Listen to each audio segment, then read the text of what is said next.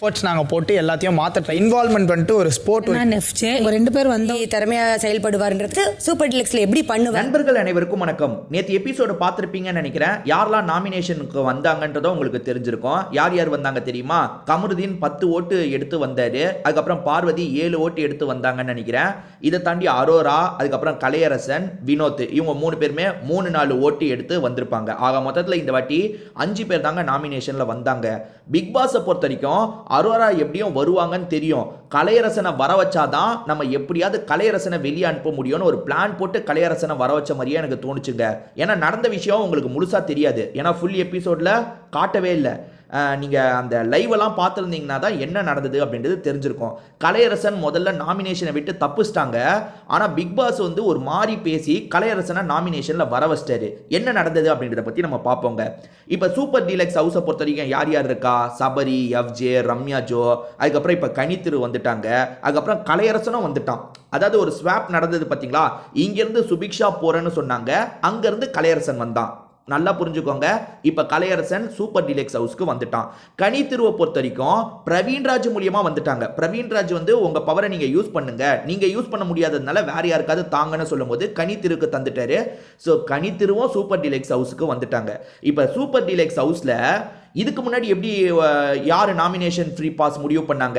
இதுக்கு முன்னாடி யார் நாமினேஷன் ஃப்ரீ பாஸ் யூஸ் பண்ணாங்களோ அவங்க இந்த வாட்டி யூஸ் பண்ண வேணாம், மாற்றி யூஸ் பண்ணலான்னு தான் ஒரு பேச்சு இருந்தது. அதுபடி தான் பண்ணாங்க. நீங்கள் நல்லா யோசிச்சுக்கோங்க.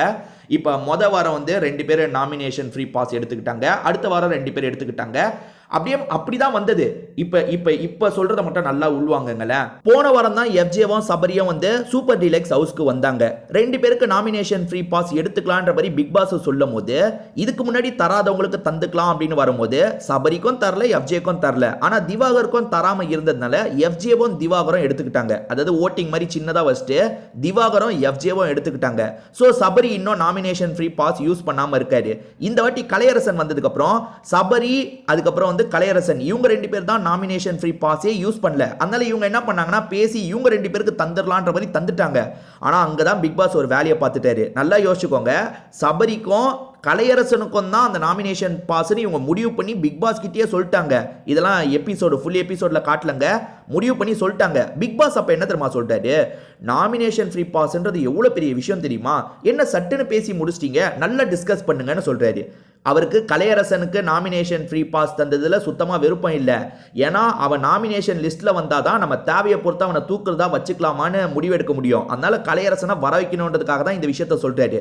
அதுக்கப்புறம் எல்லாருமே பேசிக்க ஆரம்பிக்கிறாங்க. ஆமா, கலையரசன் இந்த வாரம் தானே வந்தான், எதுக்காக அவனுக்கு நாமினேஷன் ஃப்ரீ பாஸ் தரணும்? நம்ம பேசி ஓட்டு போட்டே முடிவு பண்ணிக்கலான்ற மாதிரி பேச ஆரம்பிச்சிட்டாங்க. ஏன்னா எஃப்ஜே வேணும்ன்றான், ரம்யா ஜோ வேணும்னு சொல்றாங்க. எல்லாருமே சொன்னதுனால நம்ம பேசியே ஓட்ட போட்டுக்கலான்ற மாதிரி கொண்டு வந்துட்டாங்க. நீங்க நல்லா யோசிச்சு பாருங்க. போன வாட்டி எஃப்ஜே சபரி வந்தாங்களா? போன வாரம் தான் வந்தாங்களா? வந்தோடனே எதுக்காக எஃப்ஜிக்கு போச்சு, எஃப்ஜேக்கு போச்சு? ஏன் எஃப்ஜேவும் போன வாரம் தானங்க அந்த இடத்துக்கே வந்தான்? நீங்க யோசிச்சு பாருங்க. இவனுங்க ஓட்டிங்னாலே ஏமாத்த போறாங்கன்னு அர்த்தம். இவனுங்க ஓட்டு போட்டுக்கலான்னு சொன்னாங்கல்ல, ஓட்டு போடும் போது ரம்யா ஜோ என்ன சொல்றாங்கன்னா, சபரி அண்ணன் நல்லா செயல்பட்டாரு, எஃப்ஜே நல்லா செயல்பட்டான், அதனால அவங்களுக்கு நான் என்னோட ஓட்டை போடுறேன்ட்டு. கலையரசன் எப்படி செயல்பட்டு இருக்க முடியும்? கலையரசன் இப்பதானே இந்த இடத்துக்கே வந்தான். இதுக்கு முன்னாடி பிக் பாஸ்ல கிச்சன்ல தானே சுத்திட்டு இருந்தான். அவன் எப்படி நல்லா செயல்பட்டு இருக்க முடியும்? ஆப்வியஸா அவனுக்கு கம்மியா தான் ஓட்டு வரும். அப்ப அவனை எப்படி நீங்க ஓட்டிங்ல கொண்டு வர முடியும்? அதே மாதிரி ஓட்டிங்ல வந்துட்டா நீங்க ஃபேவரிசம் எப்படி பண்ணுவீங்க?